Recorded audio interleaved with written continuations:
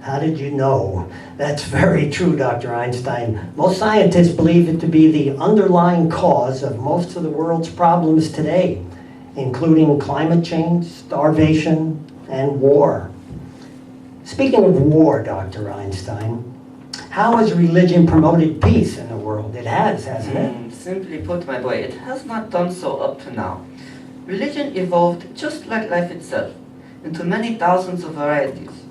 Although some of the differences between them were slight, they nevertheless led to conflict and enmity. They fostered innumerable wars, conquests, and persecutions, such as the Crusades, the Inquisition, and the inaction of the Catholic and Protestant German churches when faced with the horrors of the Holocaust, and many, many more. I expect that religious fervor continues to play a major role in human suffering today, as it did in my time. How true. Yes, it still does, Dr. Einstein. But religion often plays a positive role in the world, does it not? Although I am glad that religion strives to work for the good of mankind, it is not often successful. I firmly believe the moral imperative is not a matter for religion alone. Morality exists on its own and does not rely on the fickle whims of organized religion. It is the most precious traditional possession of all mankind. Morality can be nurtured outside the religious sphere and should lead all people to look upon social problems as so many opportunities for joyous service towards a better life for all. That's true. Moral conduct does not mean a stern demand to renounce one's desires, as some religions insist, but rather a sociable interest in a happier life for all mankind. Yes, no doubt. Many religionists have often overlooked that concept, unfortunately. They believe moral conduct to be a chore and something to put out the fires of men's emotions and physical passions.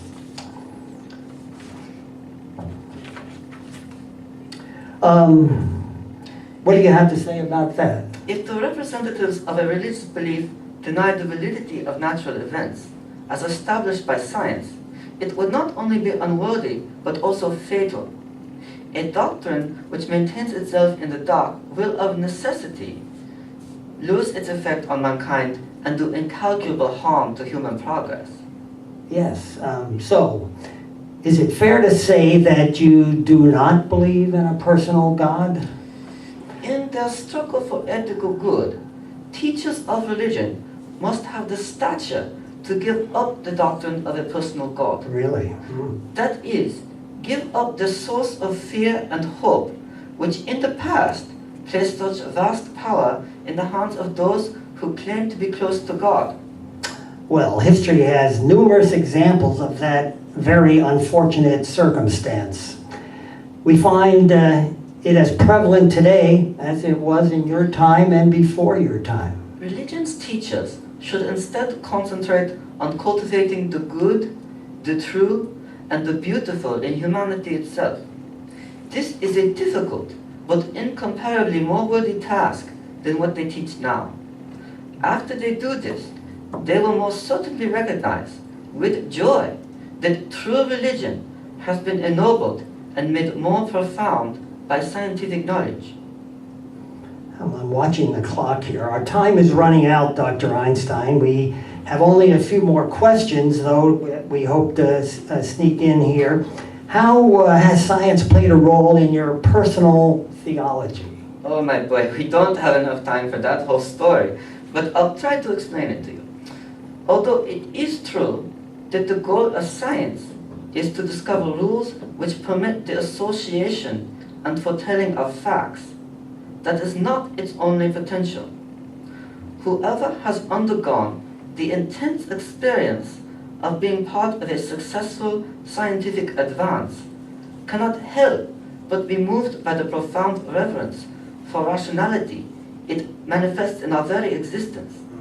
That person achieves an emancipation from the shackles of personal hopes and desires and attains a humble attitude of mind concerning his relationship to mankind and nature. This attitude appears to me to be religious in the highest sense of the word. And so, it seems to me that science not only purifies the religious impulse of gross anthropomorphism, but it also contributes to a religious spiritualization of our understanding of life itself. If one were to take the highest principles of the Jewish-Christian tradition out of its religious form and to put it purely in human terms, it might be stated thus: free and responsible development of individuals so that they may place their powers freely and gladly in the service of humankind. There is no room in this for the divination of a nation, a class, let alone of an individual. As is said in the religious language, are we not all children of one Father? Yes, that's well said.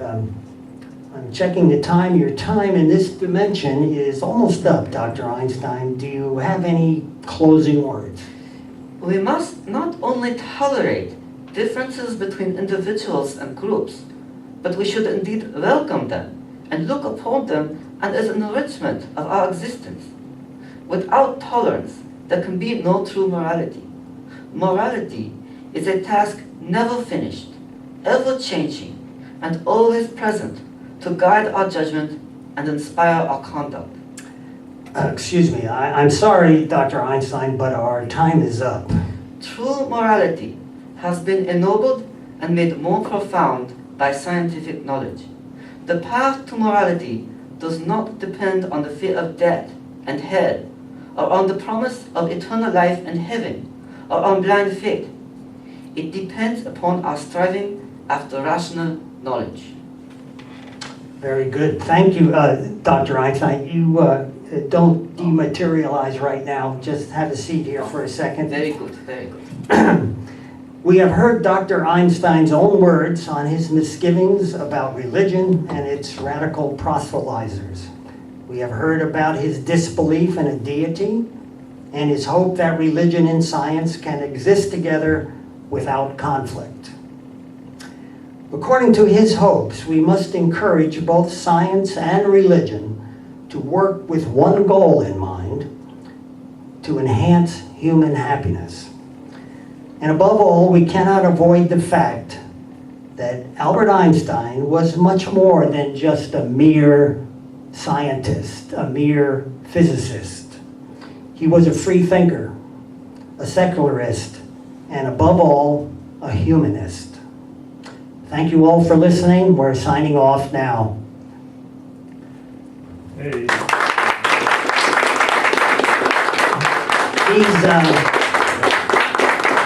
These quotations are available from many sources. Here are some that I took them from, and books containing his essays and letters. Albert Einstein, Out of My Later Years. That's Wing's books. Next one is Albert Einstein, The Human Side, Princeton University Press. Einstein, History and Other Passions, Einstein's Ideas and Opinions. And there are many, many excellent resources on the internet, and I suggest you all check them out.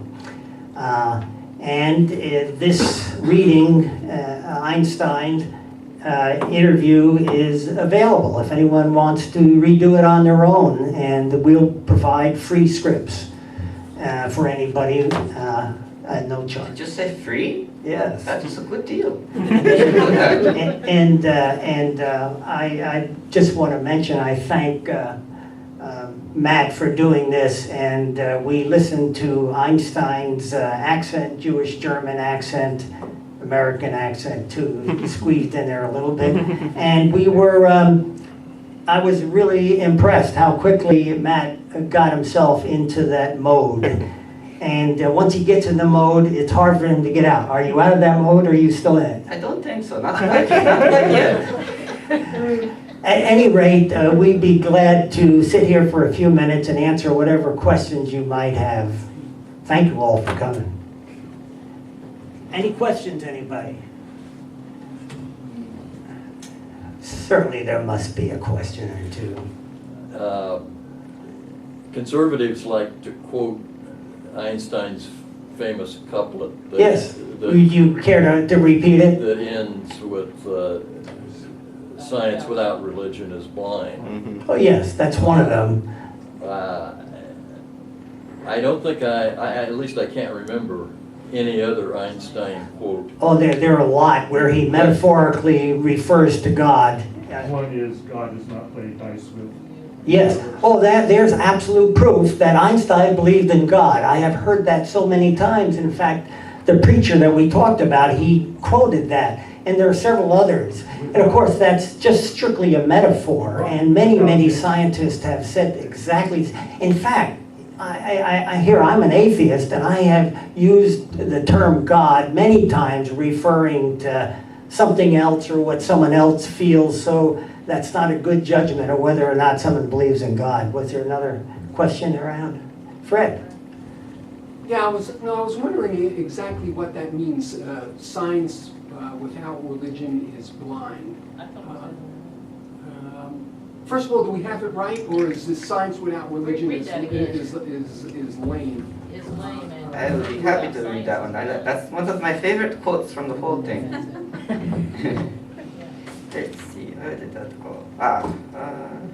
Yes. Science without religion is lame. Religion without science is blind. But before that, he says, religion can determine worthy goals and create the inspiration to achieve those goals. Science can make it possible to achieve those goals. So it is open to some interpretation, I believe. Yes, and I think it all depends on your definition of religion and your definition of God.